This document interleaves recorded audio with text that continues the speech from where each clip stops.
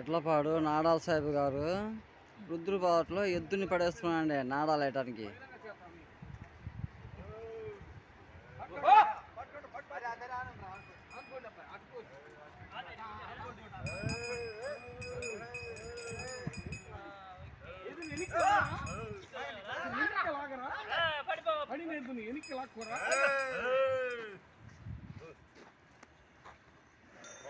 పట్టుకోండి పట్టుకోండి పట్టుకోండి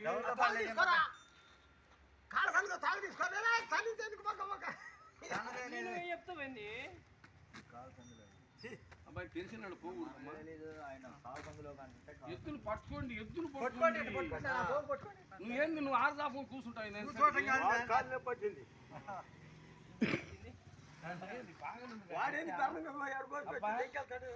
కత్తి కందలేదు అబ్బాయి.